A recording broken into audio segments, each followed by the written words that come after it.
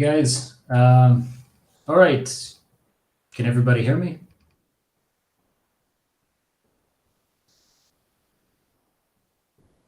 Oh, nice one. Okay. Great. Yeah. So, hi. Hope everyone's doing well and that you're not too nervous. Yeah, you've got a big exam tomorrow. So, yeah, paper one definitely is a really difficult one in terms of like all the boxes you need to tick. So, yeah, what we'll try and do, anyways, is try and have just an update today on paper one mainly. But yeah, if you really enjoy it, we can do like little revision sessions maybe before paper two and the alternative to the coursework paper four. So yeah, sorry, I was just busy trying to learn how the live stream works a bit. But yeah, I see a few of you already wrote in a couple of things. All my homies hate weather and climate. No, that's not. I'm sure that's not totally true. So yeah, guys, if you have any really specific questions, yeah, you can send them in now, and I'll see if I can answer a few of them for you.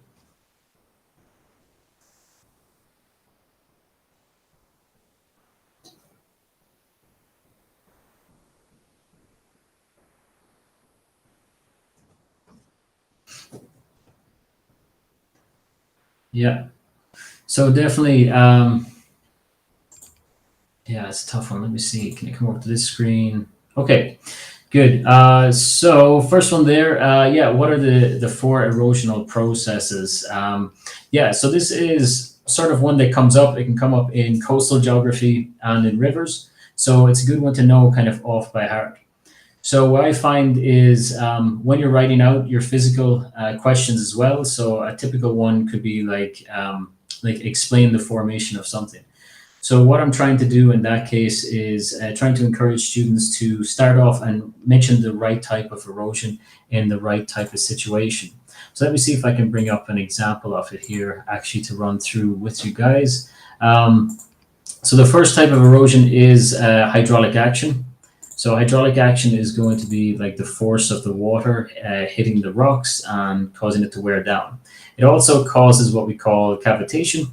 So in that scenario, we see like yeah, air being compressed as well.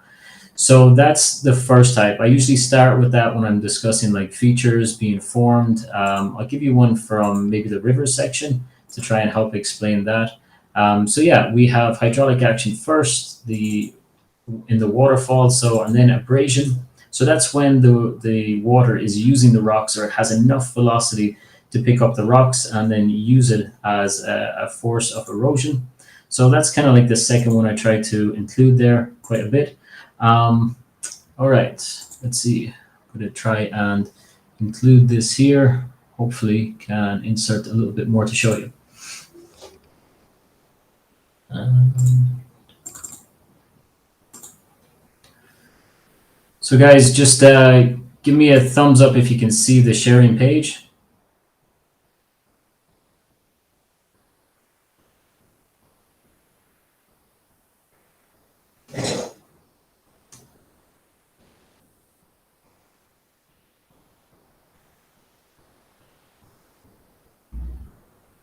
Okay, so hopefully you can see that now, right? So if you can, yeah, let's keep going through this, and I'll talk you through a little bit got to do with that. Um, yeah, case study questions for sure are definitely coming up. So yeah, 100% there.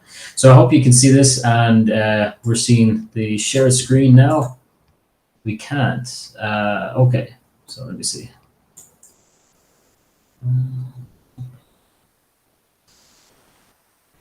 You know all your videos and then run through. Okay, good, good, good. Wait a second now, and let's see if I can bring this up.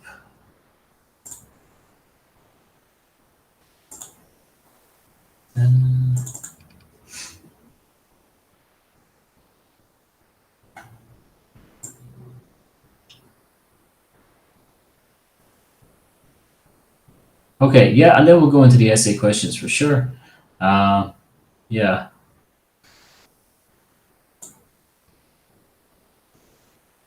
All right. So yeah, just let you know. Yeah, you can see what's happening on the screen, the shared screen. Yes or no?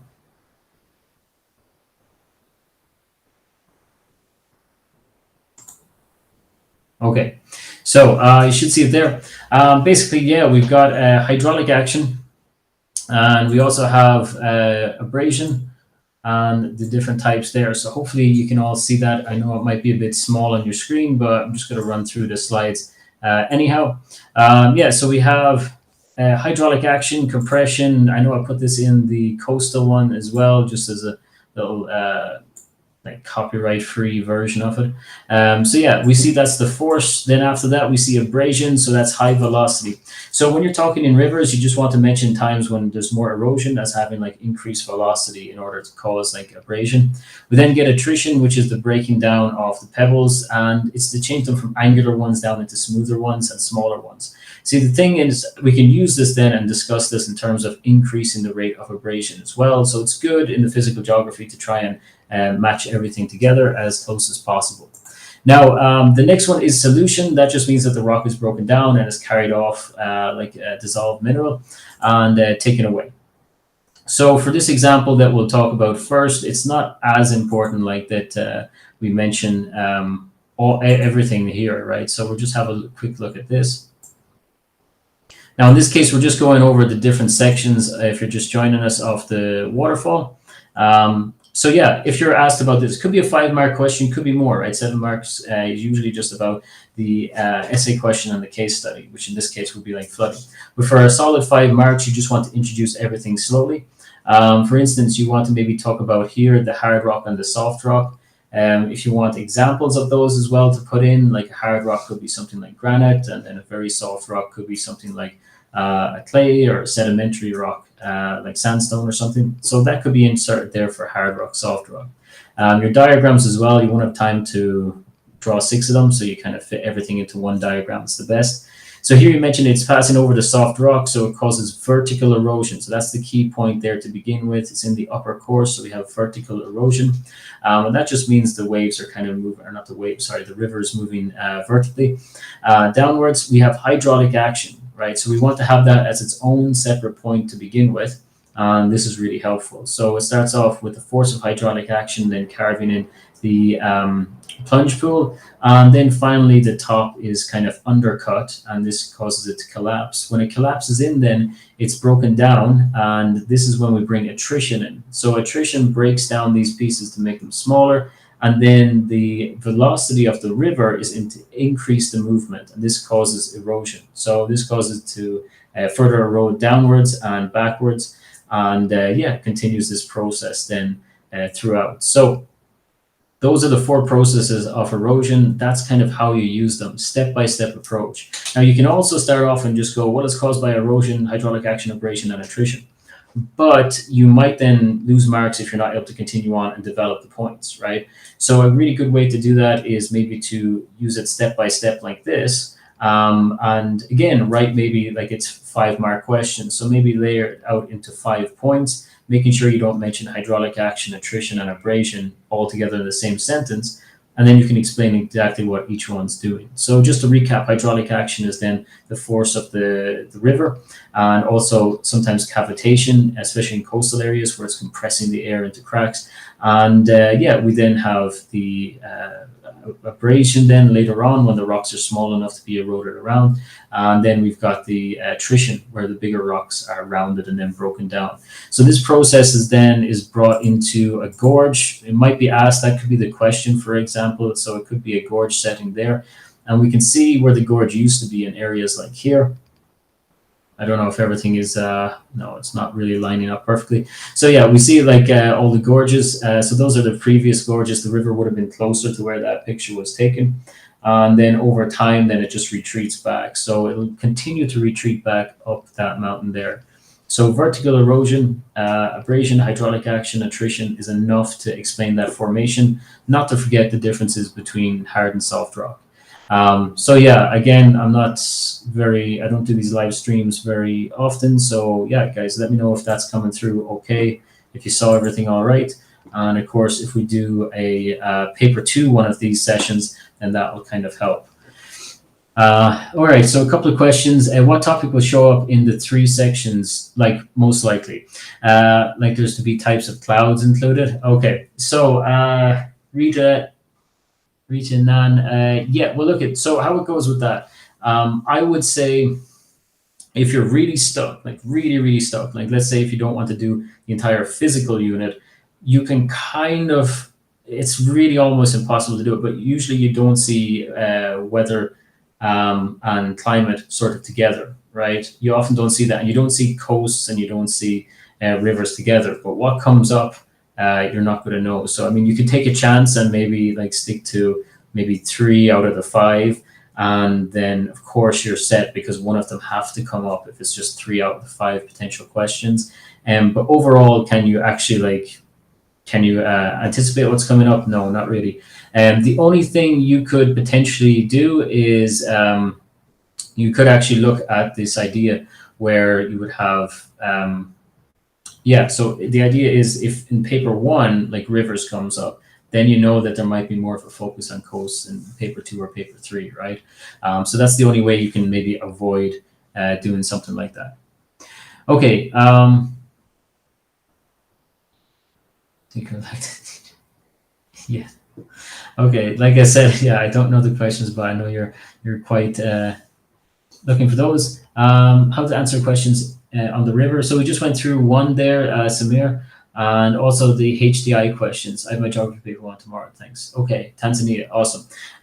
Yeah, one of my favorites there, Tanzania, excellent. So yeah, when you're looking in, so I just went through one of the river ones. That's kind of all you need to do is just go through it in a step-by-step process. Make sure you're not repeating yourself, and that's the key to it. So as long as you've got the vocabulary ready, like with the meanders, like what we just talked about with erosion, but also how to discuss deposition.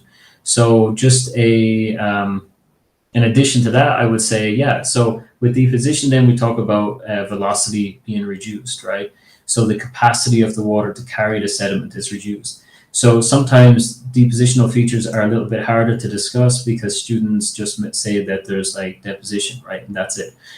So what you want to do is always talk about this energy that's either in the coast and the waves, or if it's in the rivers, right? So that energy is going to be dissipated, or there's going to be more friction. So think about it like this: on the inside bend of a river meander, there's less velocity. So that's why deposition happens there, and there's more friction. Also, when it leaves the river mouth, it's going to spread out very wide. So its velocity is then dissipated over a much bigger space. So that's one reason why we would see deposition happening there. Or potentially like the water level is decreasing as maybe the summer comes in and there's less precipitation and that added to it. So that's the key really to answering the physical questions. Just be really confident then with switching between erosion, deposition. If you know some weathering as well, that really helps. HDI questions, then Samir asked for, the Human Development Index questions. So you might be asked about a bunch of indicators. So what we want to see is that those indicators then are brought forward. So you've got the GNI per capita, so the gross national income. So we're looking at remittance, so money's coming in and out of the country, as well as like through people sending remittances back from the countries they live in, or maybe sending investments out. So that's included. We have life expectancy. We have the years in school on average for a person who's going into school now. And then we've got like the literacy and school rates of someone who's around 25, right? So those four things combine to give us the Human Development Index. And we have other human development indicators. So we've got like social and economic indicators. There's a really good website, which I'm going to type here, CIA World Fact Book. Okay. So if you guys need to use that, please do. Basically, if you had your specific case study and you want a couple of quick facts about that, like let's say if you're talking about elderly dependents, right, or an aging population in the population section. So you might be researching like Japan or Australia, for example. And what you need to do is you need to go and get some specific facts, right? So look at the percentage of people that are actually at that age range, and that really helps then. So I would really recommend doing that, using that there. So I hope that helps because Samir, you're going to find that you can see all the indicators there. So go onto that website, type the country's name and look up social and economics, and you will see all the development indicators there. Remember, you don't need to need too much for your case studies there. Um,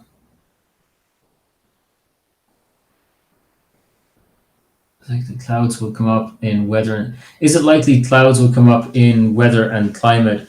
Not so much in climate, Nathan. So yeah, we would see like climate is. We might talk about something like in the tropical rainforest, you're going to get convection or rainfall, and so you do maybe have to talk a little bit about cloud formation there. Otherwise, you just need to know some of the basics. So wait a second there. Weather and climate come up. It's not a lot of people not like in the weather and climate here. So let me just bring you through a quick revision there. As soon as like a few of you mentioned that by name, so we can have a quick look through. So the cloud formations, you really only need to know three types, and then from those three types, you can pretty much guess the rest, and you can bring the rest together. So the formation then and the measurement of cloud formation is in octaves. So we see like in eighths. So we divide the sky up into eighths and then we make it into octaves. But okay, I hope that's clear. I don't know how clear that's going to be for some of you. But yeah, hopefully it's quite clear and you can see it there. So I'm just going to run through this quite quickly. And again, I wish I could increase the size, but I can't put full screen for you right now, unfortunately. All right, so the type of clouds, a couple of key rules, very, very simple, right? Cumulus are like the fluffy clouds, so they're the ones that you would see, like, I don't know, like in the background of Pixar movies or something, really like typical clouds. So generally speaking, that's it. Cumulus equals fluffy, right? This is the best way I can describe it. Stratus then is kind of like these straight plain clouds where we don't see like a very specific break in them. So we would see that they're like continuous or monocolored. And yeah, so it's like this blanket, very dull. Now we would find stratus clouds go on for quite a distance. The third type you want to remember is the cirrus cloud. And that's it. They're these wispy ones and they're made up a lot of ice. They're at high altitude as well, so they're a little bit more frozen. So cumulus equals fluffy in character. Stratus equals like no change really. It's pretty straight and long. And then the cirrus cloud are the really wispy ones, right? So yeah, that's it essentially. That's how you can differentiate between them. Yeah, but yeah, so we have the cirrus ones very wispy here. This one here, we see a big one, but it's fluffy on the sides and it's dark. So we're going to go over that one there. That's a bigger one called a cumulonimbus. These ones here showing a stratus cloud, right? So that's going to be, quite, again, monocolor there going across and not many breaks between it. Find typical cumulus clouds in here as well. And yeah, so here's just like a little rundown of them, okay? Now it seems like there's a lot of different type of clouds, but really there's not. There's still just the cumulus at the bottom, the stratus up like around here. I think I'm pointing at it there. So we've got the stratus there, and kind of up here we have the cirrus at the top. And the only thing we've done is we've changed added in slightly different things to their names. Like anything that's this one here, it's long and it's fluffy, so it's stratocumulus, a mix of stratus and cumulus. So you just need to know those two, and then if there's something combined together, you could say that. Anything that's up at the top at the high altitude then is like cirrostratus. Cirrus is just the typical one, and cirrocumulus. So if it's very long and monocolored cirrus, then it's going to be a cirrostratus. So again, it's just about knowing what's down at the bottom here. And then the cirrocumulus is still a bit fluffy, but still very, very high altitude. Now, most likely you won't need to know all of that, but cumulonimbus clouds, they're really important there because they're basically storm clouds, right? So when we're talking about high amounts of precipitation. So the three again were cumulus clouds, stratus clouds, the long ones, the dull ones, cirrus clouds, the one up high, and finally cumulonimbus is the big one. If you have those, you should be okay overall. So yeah, I hope that helps a little bit for you for now. Yeah, most effective way to answer the 7-mark questions. Okay, so I see a question there about 7-mark questions and any prediction on coming up to no? Sorry guys, in terms of predictions, no, it would be daft to try and predict something. But as I said, like section 3 of the course is just too broad, so you're going to have to like have it well covered. overall. And the same with the human one, then they could ask a mix of questions. The physical one, again, you could really focus on 3 out of the 5, and then you could be prepared potentially to answer just one question. So 7-hour question is good. Yeah, so a bit nervous about that. Yeah, I understand that's most people. So let me go through a couple of 7-mark questions then, and yeah, let's see what we can do. They're not that difficult, and I know that's easier for me to say on that, but no, really, it's just like getting the hang of it. I hope you have some good examples from your time in the classroom over this year. I hope you guys spent some time in the classroom over this year. So I'm going to run through a couple of examples from my paper 1 course. So hopefully they're kind of clear and pretty useful to you. So the 7-mark question, there's no need to be nervous because it's actually like really clearly marked out in terms of what's graded in it. So first of all, if you are just going to get 1 to 3 marks, it means you have written just one simple statement for 1 mark, 2 for 2 marks, 3 for 3 marks. So that could be 3 simple statements. For example, we could say, what are the impacts of migrants entering a country on the country that's receiving them? So you might say, I studied Mexico to the USA migration. And the simple statements could be something like, when they move, they take resources. Migrants coming into the country take jobs, for example. And maybe the population increases and this puts pressure on maybe social services. Those are 3 simple statements. So you're not going to break through 3 in that case. Okay, so level 2 then is that you have, if you want to get 6, is that you have 3 or more developed statements with examples. Okay, so you need some sort of example or evidence just to get up to that point, right? So you can't just write blankly about anything.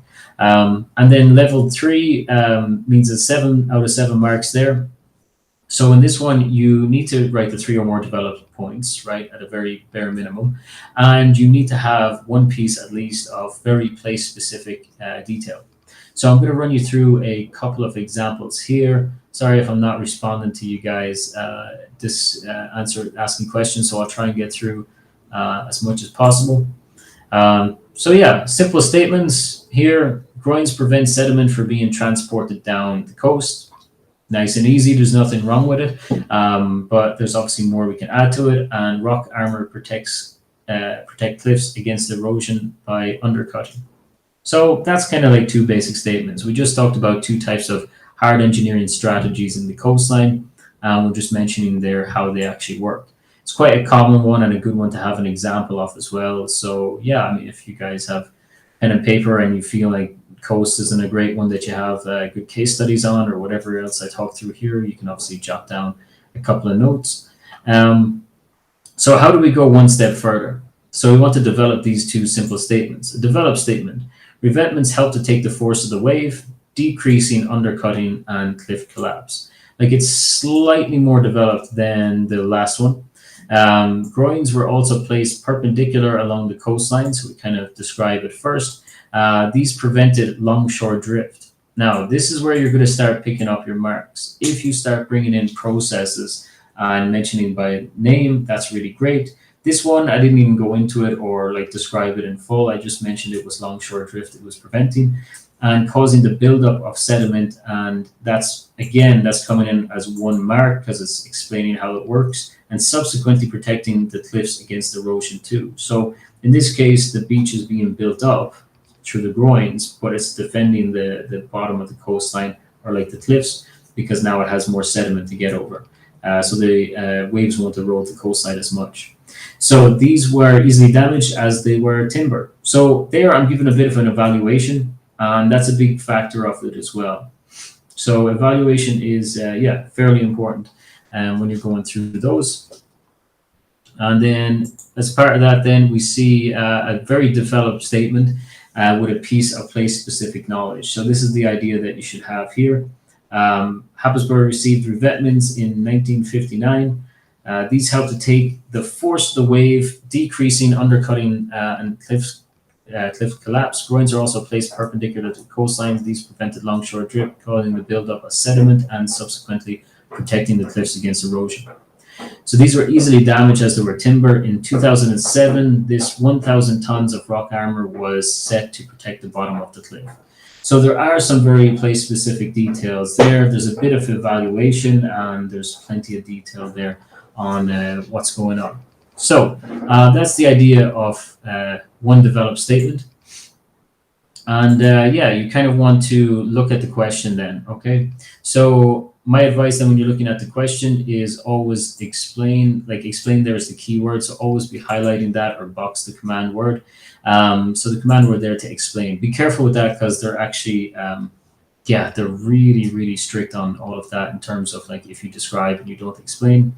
So that's a major factor there. So explain how coastal erosion is being managed for one coastline you have studied. Command word, theme, topic, case study. So let's have a look. Introduction sentence then is decent. So you don't want to go into too much, but you might introduce the area like glacial till geology and high waves. This is why it's vulnerable to erosion. So if it's very case study specific knowledge, this means that you can then use it very easily and pick up way more extra marks like that. So in that marking scheme that we went through at the beginning, that's the kind of like official one. You know that it's 7 marks if you add place-specific detail. So in the introduction little sentence, you could actually add that place-specific detail in there, and that's going to help you with that in a very short one-sentence introduction to help you with the 7 marks.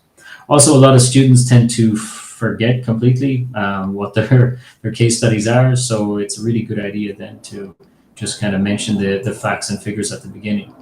So here's an example of a developed statement that we already talked about, introducing like Happisburg, Sea Pauline as well in paragraph 2, another region in that coastline, because they're asking about a coastline, right? And everything that's been done to the whole thing. So you don't just need like one particular town, for example. And this one we see the seawall was built in 1954. And this is good, right? So we're bringing in more process. We talked about longshore drift. Now we're talking about erosion. So we mentioned hydraulic action and abrasion. We're showing that we understand the content and we're developing the point and telling how it actually works, right? So later rock armor was added to further dissipate the energy of the waves, reducing erosion. So again, that's a developed point. And then finally, it says it added offshore bars to refract the wave, causing more deposition and less erosion. So that's a factor there. That's the second developed point. So now you're kind of in almost guaranteed to be getting up to like kind of nearly 6 marks out of that. So you can add a little something to it as well. So if you've been talking about like balance in the question, this is like a soft engineering now we're discussing. So beach nourishment was also used in Sea Pauline. Sand was dumped over the rock armor to produce a natural barrier to erosion and allows the beach to be used by people. So there's 3 paragraphs. Those together then can combine and help like guarantee that you've got at least 3 well-developed points. I always think that you should bullet point them a little bit or at least separate your points as well to make it really clear. So that's it all together as a 7-mark question. So if we're looking at that, we want to think, right, it's quite large. You might not be able to write so much. So there's a shorter version there where we still talk about the, we take the introduction out a little bit like here. We go straight into seawall, rock armor, offshore bar, and then beach nourishment. So it's just a little bit more concise. Okay.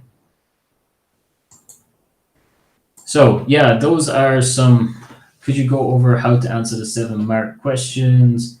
Okay, I hope that sort of answered that there for a couple of you had mentioned there, or a few comments have left. Okay, so Sandbar Lagoon and features of deposition there was Trinity asking that. Okay, yeah, so we can go into that, and someone else asking about sand spit and mature dune. So absolutely, so we have first one is like longshore drift. So yeah, let's have a look at that and go into that as an example.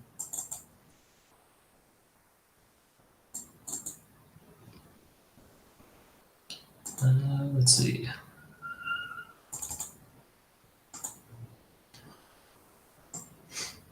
So yeah, a lot of this I think I posted up with the video as well.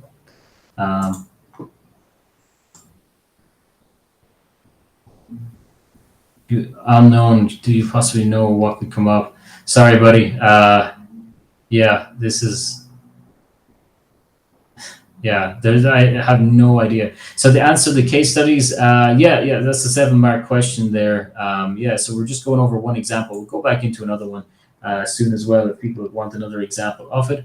We're just going to go straight down to features of deposition then along the coastline. So we're looking at longshore drift, prevailing wind, which means the direction that the wind is coming from. So we see that moving up at an angle, and that dictates the direction of the swash, which is the waves moving and breaking on shore, and then it follows geography down and back shore. Yeah, so that's part of that. Now that just continues on. So we see sediment being transported like all along it, and then finally it gets to an area where it meets a river. So at this point, this is like the key critical point. Actually, I'll put a new one here. So when we get to that depositional point, what are we trying to say? So longshore drift explained is the first point to it. Then we talk about when the coastline meets an estuary or a change in direction. Okay, so when it meets like a change of direction, we see then that the energy of the wave is dispersed or reduced. Okay, so in that way there we see that it's changed, and this then leads us to deposition. So we can say the sediment being carried is deposited. Reduction of the velocity. So the reduction in the velocity is what we're talking about. So energy dispersed, deposition happening, and that kind of explains that process a little better. So as long as you've done longshore drift, as long as you have done reduction in velocity, you're okay, right? So spit will continue to develop.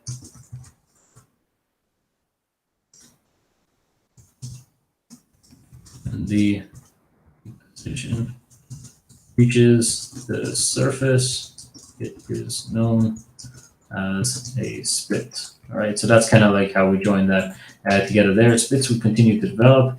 Some form a recurve, so the recurve spit due to an alternative wave direction.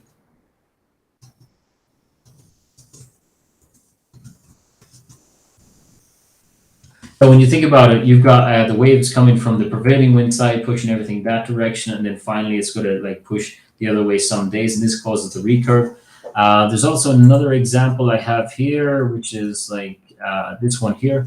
So in this one, we see it's like covering an estuary. So it's kind of come from the back of the photo towards the forefront there of the photo. So it's making its way down that direction. But there's 2 rivers in here, and those 2 rivers are meeting out, and you can see that they're the force that's causing the shape of the spit to curve in the other direction as well. So sometimes that can increase its velocity, right, as it shortens. So we're closing the river channel down and causing a high velocity in that small area, which is why a spit might not be able to cross over and become a bar. Now, in the case that it does have enough power to do so, it might cross over and become a bar. So that's kind of the next stage then.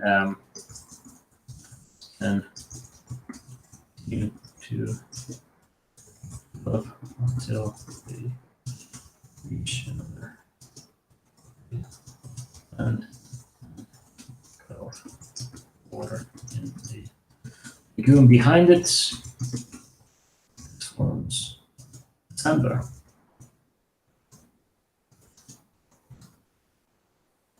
Okay, so that's the sandbar there. Tombolos are like a little bit like different. They're not like crazy different or anything like that. So it's just for,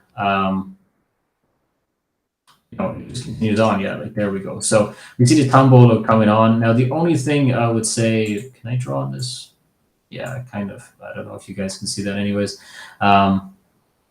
Maybe make something bigger. Okay, so the waves would be coming around sort of that way, and what will happen to them as they come into the shore, we're going to see that they start to refract around it. So they start to change the position. So that's refraction. And when they change position like that, as they're kind of rotating around and moving in, they're like losing energy as they're going, right?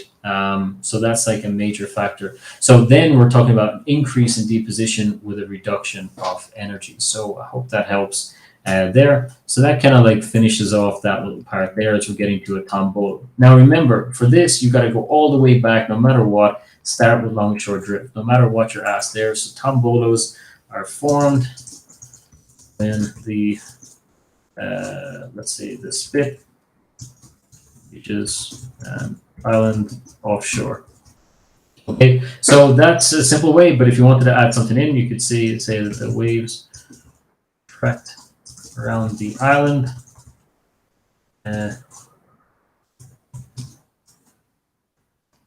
losing its velocity. The waves deposit more sediment to help the connection, right? So longshore drift and also this refraction is kind of coming in together. And yeah, that's kind of it. Okay, so it's just a slow process. I hope that helps, and yeah, it gives you an idea of how to just bring those processes together really slowly. Don't like rush in. Don't try to say too much in one sentence. Make sure you've explained what you've got, and yeah, that'll really help there. So yeah, that is the depositional features that you guys were mentioning there. So I hope that helps again. And yeah, let's see if you've got any more questions. Who has heard from Cambridge? If so, kindly share the info. I don't think anyone's heard from Cambridge. Is this pre-recorded? No, it's not. So yeah, so if there is any questions here, more. Please explain about tombolas and sand dunes. Sand dunes. Yeah. Okay. So if there's anyone there with sand dunes, how is the spit form? I don't know when that came in, but I hope I've answered your question there, Fernando, and that you heard all of that. So we just went through that there. I'll leave that up actually just here for a second. Like that. It's kind of going from longshore drift. That's like the key to it, basically. Coastal transformation. Yeah, so we mentioned there a couple of features of erosion, and yeah, a lot of people then maybe want to look into, see, sand dunes maybe as well. Anything else like other topics, mainly physical. If coast was to come up, could it ask about the formation of sand dunes and their names? Is one question there. Oh yeah, and the geographical instruments. Yeah, I can have a look over those soon. Sand spit are formed. Okay, so yeah, thanks Lois there, Lois Lilly. She added in a couple of bits of information there about the names of the dunes and all that. So yeah, there's a couple of keys to that. Okay, so I'll quickly have a discussion then about that in terms of the sand dunes, like what you do need to know, because there's a lot of information there. So let's see, I think I've got maybe on this document, hopefully I posted as part of the coastal videos. Yeah, okay, so when we're looking at something like this, it's like that diagram about it. Sorry, I get this all out of the way. Can't put up the full screen today, unfortunately, but we'll make do with this. Okay, so a couple of things you've got to talk about as you go through the sand dunes. You don't need to mention or know like too much about them, but essentially the process is this. We have a scale, right? The pH scale showing that things maybe are very alkaline or too acidic. Now, if you're on either side of that scale, it means that vegetation can't grow, right? It's just uninhabitable, which is why like sand dunes and stuff, and in the desert as well, just don't have that much vegetation, right? So what we find then is only a couple of plants can grow in those conditions, really special ones, right? Amazing little guys. So in this one here, we've got little things like sand couch and lime grass, and they can start to vegetate that part of the coastline really carefully. And yeah, so we see it here, for example, like in these areas around, let's see, where are we? So these areas like here, we see a couple of like pioneer species by themselves out there in on the sand. It's going to be covered by like high tide. So as, you know, this dune develops, then you're going to see other other types of vegetation then coming through, and they occupy it a little bit more.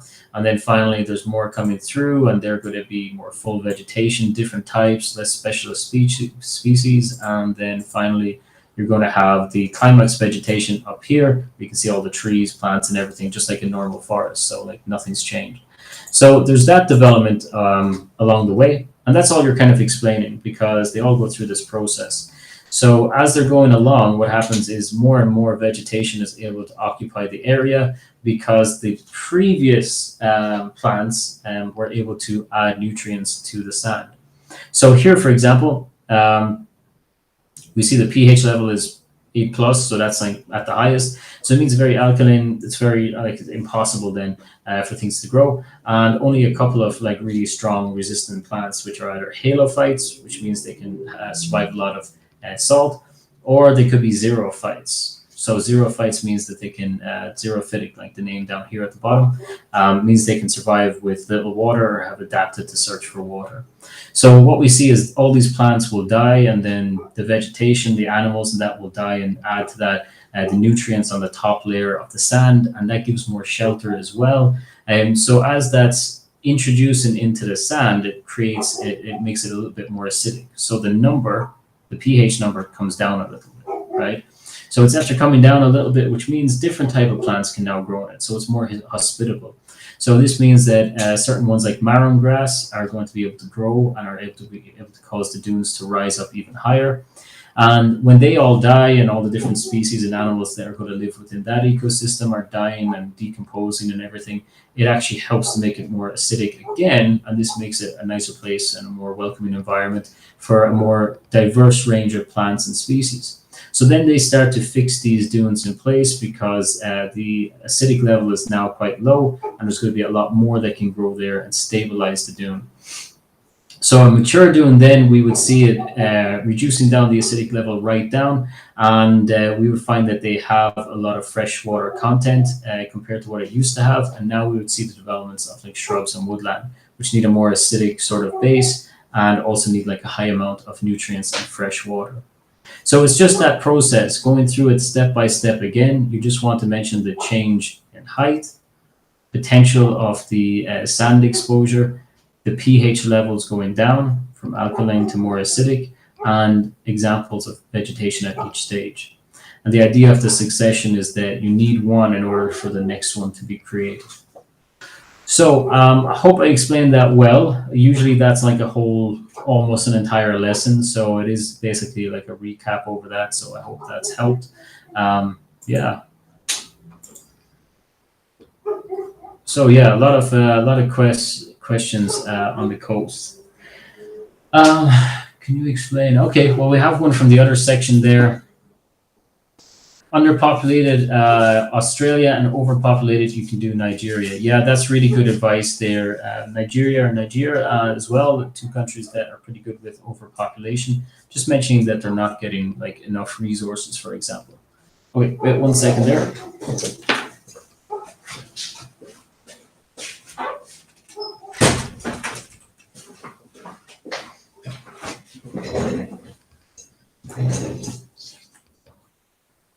Okay, yeah, so as I said there, some good case studies there. Let's see, other questions. Tourism. Yeah, I can go over a bit of tourism, all right. Who's that? Markham. Okay, so tourism is one I can go into, and basically I'll go into tourism, and actually I might explain a 7-mark question as well in tourism too, so we can talk through like one particular case study as well that can be used for that. So I think that'll help multiple people out. And then we can talk a little bit about development. Yeah, okay, so yeah, we'll go over the 7-mark question as an example. And yeah, how are plants adapted to hot desert, please? Okay, so we can go into the climates as well after that. That's not too difficult. Climates, plants. Right now, we're just going to have a look at a 7-mark question. So again, we're going back what we just had a look at a little bit earlier. And instead, this time, we're going to have a look at the tourism question. So we'll just recap basically the 7-marker marking scheme again. So if any of you hear from the beginning, yeah, it might look a bit familiar. So let's see. Yeah, there we go. Um, okay, yeah. So we have the 7 marker again. Yeah, and in this one, so we've got 3 levels, and you want to be basically getting 7 out of 7, right? It's not going to be mad difficult or anything like that. So just basically means that you need 3 developed statements, and you need to understand what 3 developed statements are. And from there, you need a named example with specific detail. Now, we did go over 1 or 2 examples there a little earlier, so we're going to go through this again and yeah, have a look through.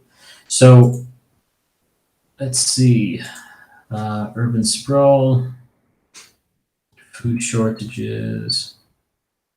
Okay, tourism. Here's one example. So I hope you can all see this quite clearly again. See if I can zoom it in even more. So I hope that helps. Maybe. Okay, something like that maybe is helpful. All right. For named area that you have studied, describe the benefits and the problems of tourism for local people. Okay, a really common example on tourism, the impacts maybe on the people, maybe on the environment. Those are the 2 sort of ones you want to know. Just a little note down here. Well, first of all, a command word here. So we're just describing, right, the benefits and the problems. So we know that the theme is going to be tourism. The topic is going to be problems and benefits for local people. And as a case study, yes, so it's a name of an area. It doesn't say much more than that. It's not more specific than sometimes it is. So you want to look out for those 4 things when you're getting ready for a question. The benefits and the problems are noted into the question. Are noted into the question. Try best to divide your question into 2 benefits, 2 problems if you can. Good to diversify your answers. So I use the SEEP, which you might be familiar with. So you can talk about the social, economical, political, and environmental causes. And yeah, that helps to split up the question. And just make sure that you're not, oops, where did we go there? Okay, there's the tourism question. Okay, so just make sure that you're not totally like missing the point and repeating yourself. So students often repeat themselves in the exam and don't pick up any additional marks. So let's have a look at an example here. So we see develop points here for sure, definitely. So as part of that, then we're going to see that there is an increase in tourism in Tena, which is a rainforest area in Ecuador. It's benefited from economic development, and then I go on to actually describe what's happening there. Businesses based on tourism, such as new hotels, lead to more jobs. Okay, nothing too much there, nothing too difficult. The local people with higher income can then spend more money in the local area. This is known as the multiplier effect. People benefit by having financial strength and security. So you see, I come back to this idea of the words used in the question. This is why we want to pay attention to them and make sure that you're linking back to the question. And this is really important, even if it's just a simple little extra sentence. I do really recommend it. And the indigenous community, excuse me, or communities, they maintain tradition and environment by proudly teaching people about it. Certain villages nearby, such as the Mishueli, send tourists to particular areas to avoid having detrimental impacts on people's traditions in certain villages. So again, it's a description. I haven't gone into too many details there. Ecotourism encourages locals to protect their environment, limiting pollution and health problems, and continue with cultural traditions. Okay, so there I didn't use the word benefits, but it's pretty obvious there are some benefits there. And the development of the tourism industry has ensured the road to Riobamba, Quito, Banos, and Cuenca are well built. So these are areas that are connected up there to the tourism resort. And it's opened people to the rainforest, creating higher levels of education. So what I've gone for is environmental and traditions here. I've gone for economic, and I have social benefits there. So the thing about this question as an example is that we have, we basically have all developed points, but the thing about those developed points are that not all of them are about, all of them are about benefits and not about problems. So because of that, we're only getting 5 out of 7 because the examiner won't be able to mark you any more than that. So then finally, we look at an alternative to that. So a growing tourist industry has spilled over into Tana. This has caused urban sprawl. Okay, again, another process to know by name. And new developments from outside investors and the cost of land in the region has spiked due to this, and many young local people cannot afford to buy land and building land or a building close to the town and will have to move away from their family. So this one here then can pick up the 7 out of 7. So it's quite well developed. There's areas for case study specific knowledge. And yeah, that's kind of a case study you can use as well for the tourist industry. So I hope that helps there. I can't remember exactly who was asking for tourism, but I know there's a few people asking about the 7 markers. And yeah, so that's it there. So anyone joining, basically you want to have that, yeah, 3 well-developed points and at least one very place-specific information. Here I got that extra mark because you mentioned the transportation routes there and the areas that are leading into it, right? So major urban centers, making it easy for tourism to go to places with delicate ecosystems and environments like the rainforest. So, cool. All right, so that's another one done. Hope that helps as well. Let's see. Let's see on a couple. So any questions there, you can throw them into the group and we will see. Oh yeah, Mikram. Okay, yeah, great. All right, hope that helped, buddy. Give case studies on earthquakes and volcanoes. Good, yeah. Good, we can do that. Definitely.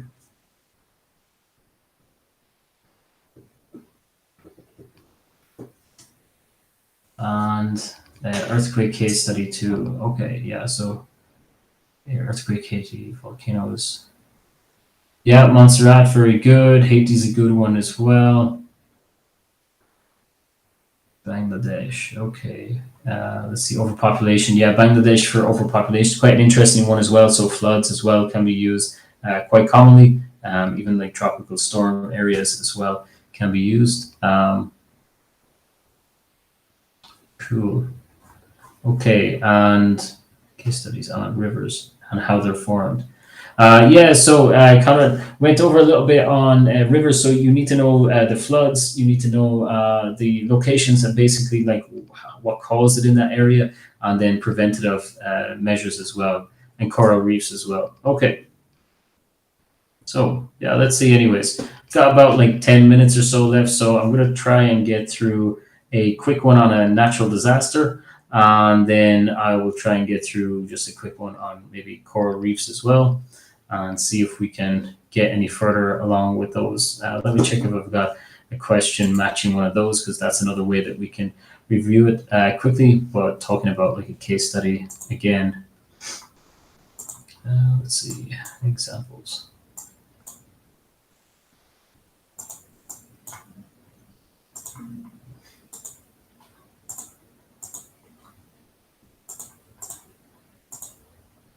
Okay, yeah. Well, I've got one volcano here as an example of a 7 markers. So now let's do the same again. We can go through it. It gives you a case study, and that way you can use it quite easily. Just looking at that one as well. The river. If I have a chance, I'll go over the river too. So it's like Ganges and Brahmaputra together in that area, so that like makes it very prone to lots of floods. Okay. So let's go through this really quickly then. So yeah, we've gone over kind of the general idea there of what is a good 7 mark question. So 3 well-developed statements, and we can go over a case study in this case as well. So in this scenario, we've got the one that happened in Iceland, the Eyjafjallajökull one in 2010. So here's an example of an area. The question itself then is looking at a case study of an eruption of volcano. You've studied the causes, right? So we're then making sure that the command words there is to explain the cause, right? So that's very important.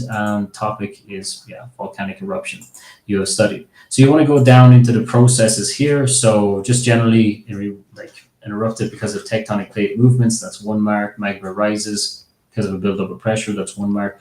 But it's not developed points. It's not case study specific. So let's increase that a little bit there. So this brings you through one example of a case study that you can use, IFUCL then. So first of all, for the tectonic plates, which are earthquakes or volcanoes, know pretty much the tectonic plate boundary that it's happened on. That's a kind of basic one there. It's a constructive plate boundary in this particular scenario. The heat from the Earth's core and the mantle is creating molten magma. This mantle, there is convection currents of magma, right? So the convection currents is the process there. They rise to the top and cause frictions in the asthenosphere. This cools and begins to move towards the core again. The friction moves the Eurasian and the North American plate away from each other. So that there, it's 2, but it probably would get a +1. Okay, we're mentioning specific plates, so that's probably like 3 out of the 7 just there. So a new land is created, and the force with it causes ridge push. So that's where the 2 plates are being pulled apart, and these new mountains are developing on each side of the ridge, and it pushes them down. So that's the ridge push. Magma rises through these areas, and and the magma chamber below the volcano. This can trigger seismic activity, and an increase in seismic activity was recorded between 2006 and 2010 in IFUCL. So again, it's just another example there, adding in place-specific information. Pressure's built up and released. That's fine. I mentioned the specific date. That's good there. And a larger eruption of a VEI, volcanic explosive index of 4 occurred. Now, altogether there, that's a bit overkill. So it's like 3 for that, 2 for that. That's 6, 7, 8, 9 marks out of 7 there. So you can see sort of areas that you could definitely cut down on, right? You don't need to write that much. But you do want to make sure you add in the processes. And that's one example there of a case study. So I hope that helps. And okay. So so I'm trying to get through a base of everything here. How should I go over? Okay, don't worry, buddy. I'm sure second time's the charm. So you'll do well this time. So so all right, let's have a look then. We mentioned tourism as a case study, and we also mentioned then that's a volcanic one. For earthquakes, you could look up Haiti, for example, is a particularly big one. And then the last one we want to mention, because we're coming to an end now, is maybe coral reefs, I think. And let's have a look at coral reefs. So it was mentioned there a while back. So with coral reefs, basically you need to know what they are, the conditions that they're growing, and then from there you can say things like, okay, what are the threats to them?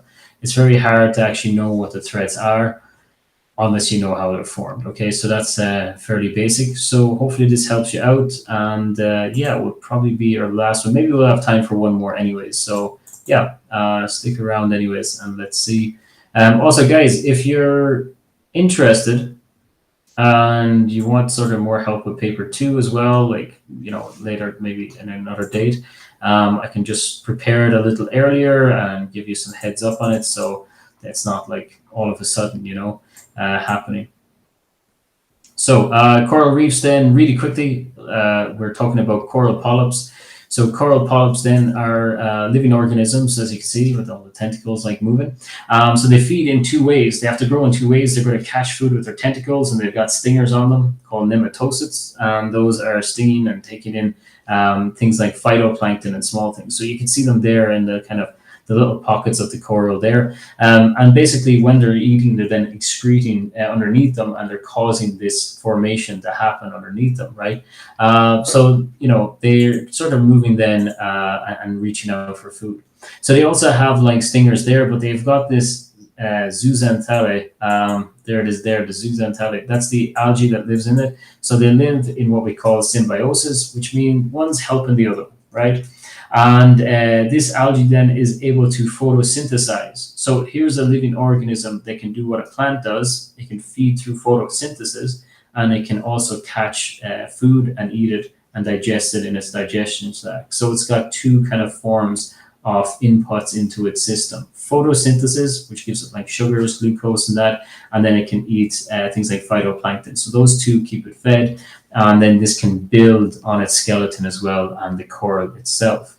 All right, so that's sort of the start of it all. Those are the two ways. So you need to know that.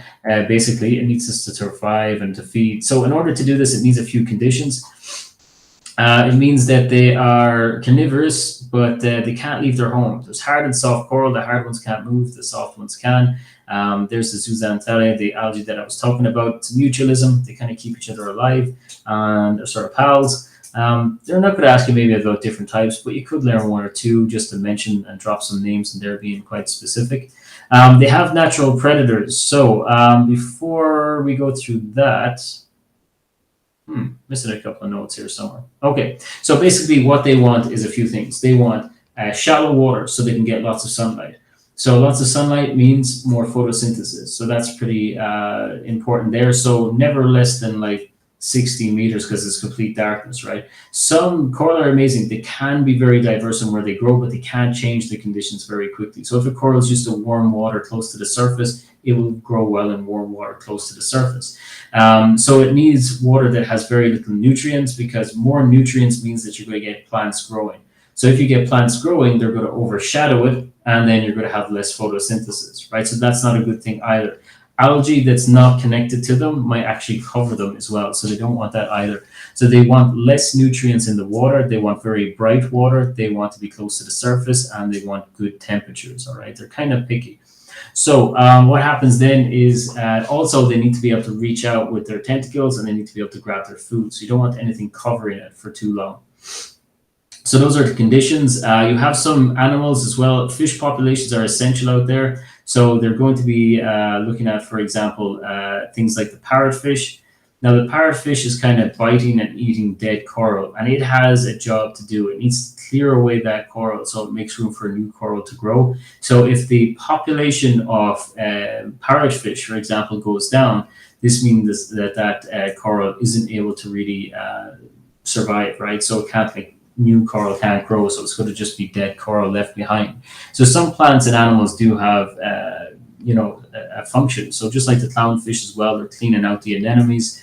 The sea turtles and mammals like that, they're going to be eating vegetation, right? So that vegetation they're eating is going to be clearing the way for corals to grow, so it doesn't have as much to compete against in the water. This is their general location because they like the tropics, they like high temperatures, and they want low nutrients as well.